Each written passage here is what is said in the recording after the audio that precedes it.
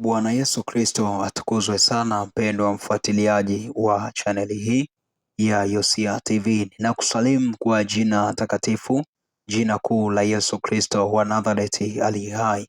Amani iwe nawe. Ninatumaini unaendelea vizuri kabisa. Siku ya leo Mungu ameweza kutupa kibali tena cha kuweza kuleta mafundisho ya tafasiri za ndoto na maana zake. Sasa ndoto ambayo nimekuja nayo leo tunasema kwamba pale ambapo mwotaji akaota ndoto akaona anachuma matunda naona wanachuma matunda au unaona mti wa matunda uliostawi sana kwenye usingizi wako. Sasa ishara ya namna hiyo kiroho inakuwa ina maana kubwa sana, na maana yake si maana mbaya, ni ndoto yenye maana ya baraka, ustawi na mafanikio. Ninaomba fuatana nami niweze kukupa maelekezo ya kinabii katika ndoto yako. Unapokuwa unaota ndoto unaona mti uliostawi matunda mengi, mti unaoona wewe unauchuma hayo matunda, pengine ni mapapai, pengine ni machungwa, pengine ni matunda ya aina yoyote yale, ni maepo, lakini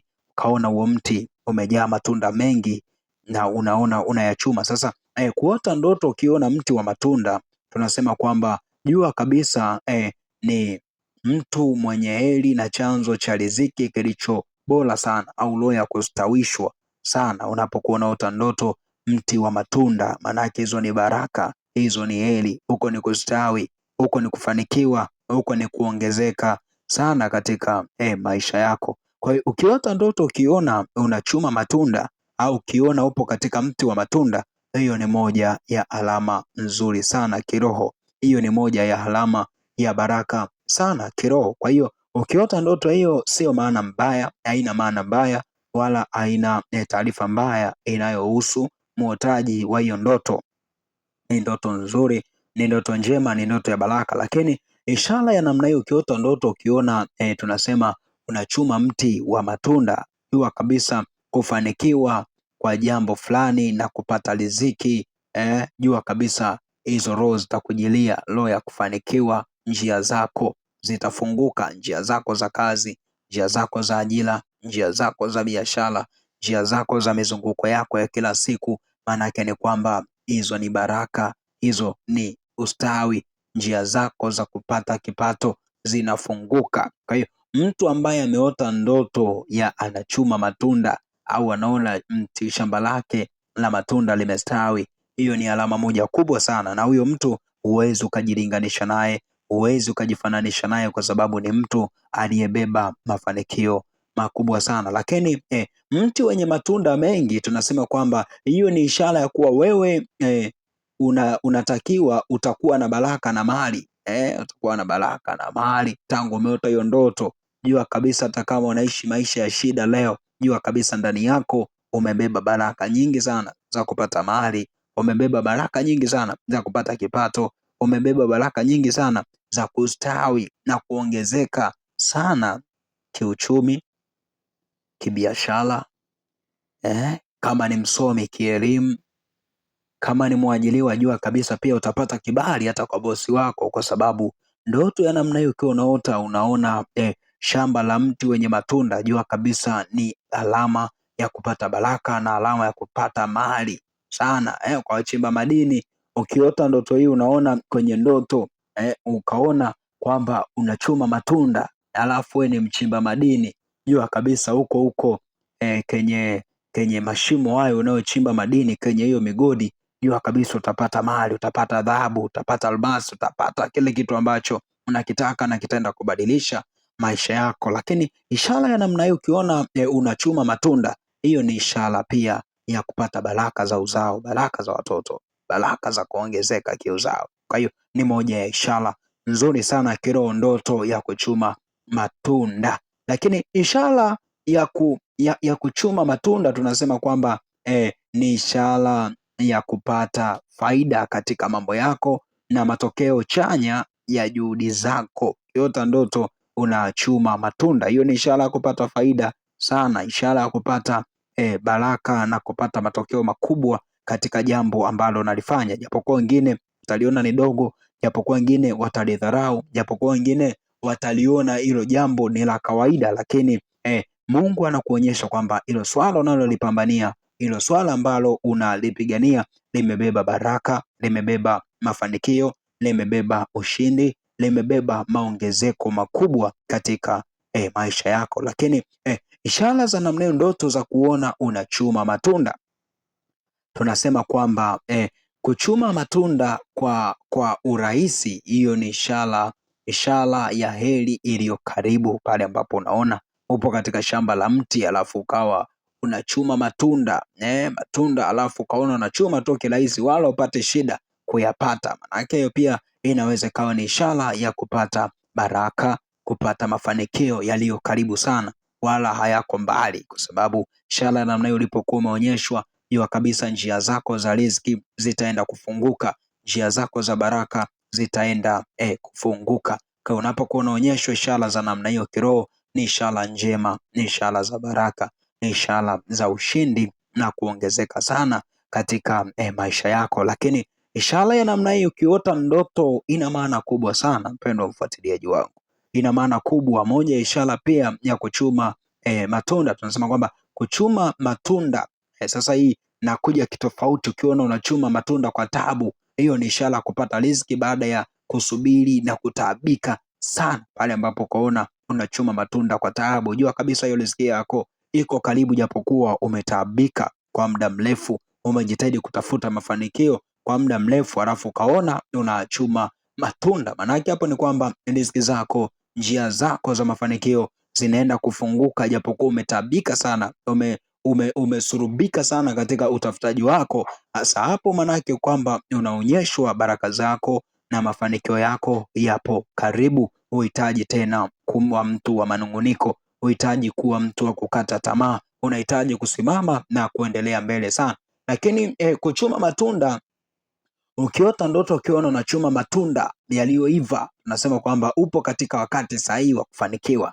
Pale mwotaji akaota ndoto akaona amechuma embe ambalo limeiva, amechuma parachichi ambalo limeiva, amechuma matunda yoyote ambayo ni matunda safi bora yanayopendeza, alafu yameiva. Sasa ishara ya namna hiyo, jua kabisa upo katika majira ambayo ni sahihi, baraka zako zimesha kufikia.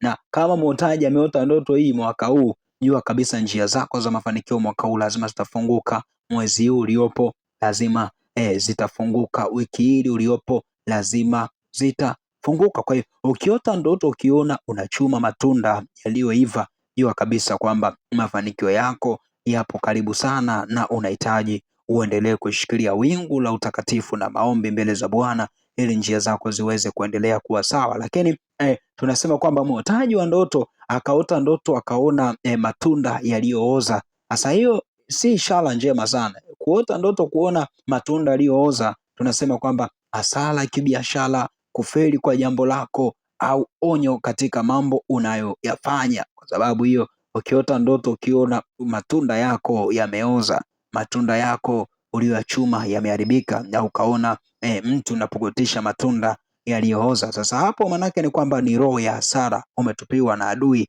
roho ya kufedheheshwa umetupiwa na adui. Kwa hiyo ishara ya namna hiyo inakuwa haina maana nzuri kwa mwotaji wa hiyo ndoto aliyoiota. Kwa hiyo ni muhimu sana ukaishughulikia katika maombi yako ambayo unaomba ili Mungu aweze kukusaidia. Lakini ishara ya namna hii ya kuota ndoto ukiona mti ambao tunasema kwamba mti mkavu usiokuwa na matunda. Kwa mwotaji wa hiyo ndoto, ukaota ndoto ukaona mti wako ni mkavu, au mti kwenye hiyo ndoto ukaona huo mti ni mkavu alafu hauna matunda kabisa. Sasa hiyo tunasema kwamba ni ishara ya upungufu au kukosa baraka. Baraka zako zinakuwa zimepotea, mafanikio yako yanakuwa yamepotea. Na asilimia kubwa waotaji wengi wa hii ndoto ni wale watu nakuta walimkosea Mungu. Kuna wakati Mungu aliwapa nafasi ya kupata baraka, lakini wakazichezea hizo nafasi, wakachezea hayo majira, wakajikuta kwamba Mungu amepukutisha baraka zao. Hata Yesu naye alipopita sehemu alikuwa anatamani apate tunda la kula. Alipopita sehemu moja akaona mti mmoja hauna matunda. Maandiko yanatuambia kwamba Yesu akakasirika ndani yake, akaulaani ule mti, akasema tangu sasa wewe mti yasipatikane tena kwako matunda.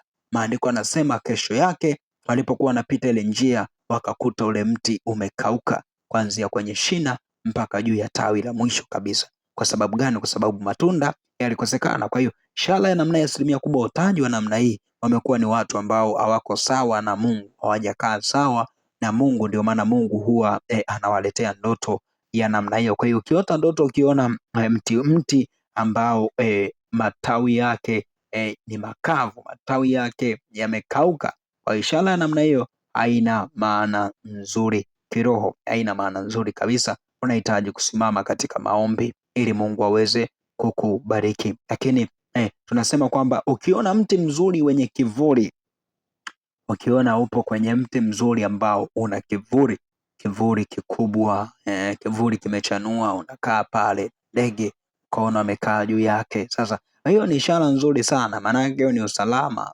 Mungu anakuonyesha upo katika hali ya usalama, upo katika hali ya ulinzi, upo katika hali ya kinga, upo katika hali ya baraka, upo katika hali ya mafanikio. Kwa hiyo ukiota ndoto ya namna hiyo, upo katika mti wenye uvuli, hiyo ni moja ya alama nzuri sana kiroho. Lakini tunasema kwamba kukata mti wa matunda, tunasema kwamba ishara namna hiyo ni kukata riziki au kuvunja mahusiano, au mahusiano yako kuharibika, kutoweka kwa neema fulani kwako, au ni ishara ya kuondolewa ule utukufu wako. Kwa sababu gani? Ile ndoto uliyokuwa umeiota ulipokuwa unaona mti wako wa matunda unakatika, maanake hapo ni kwamba utukufu wako umeondolewa. Mungu alikupa neema uweze kuitumia vizuri. Mungu alikupa fursa uweze kuitumia vizuri. Ulipokuwa umeshindwa kuitumia fursa, Mungu akaamua kuondoa zile baraka zake kwako. Lakini ishara ya namna hii ya ukaona mti wa matunda, ukaona mwotaji wa hiyo ndoto akaona anapanda mti wa matunda, tunasema kwamba ishara ya kupanda mti wa matunda tunasema kwamba ni kuanzisha heri ya kupanda sadaka.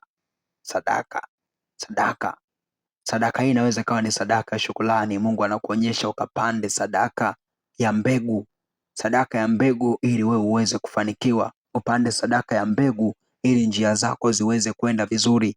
Upande sadaka ya mbegu ili milango yako ifunguke. Upande sadaka ya mbegu ili milango yako ifunguke mwaka huu.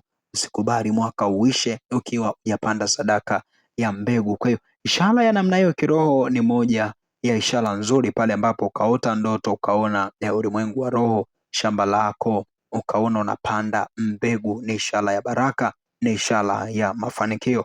Mungu akubariki, Mungu akutunze. Niliyekuwa ninazungumza nawe ni kuhani Samuel Yosia. Jambo la kuzingatia, hapo chini ya video yetu kuna maandishi yameandikwa subscribe. Ninaomba bonyeza alama ya subscribe, usisahau kulike na kucomment. Lakini pia ukihitaji msaada wa kiroho katika madhabahu yetu hii, namba zetu za WhatsApp ziko hapo, unaweza ukatufuata WhatsApp kwa ajili ya msaada zaidi. Una ndoto zako zinakusumbua, unahitaji maombezi, lakini pia ukihitaji kuungwa katika grupu la mafundisho ya tafasiri za ndoto, namba zetu za WhatsApp ziko hapo, unaweza kutufuata WhatsApp na Mungu atakubariki sana. Ninakutakia wakati mwema. Shalom, shalom, Maranatha. Asante sana.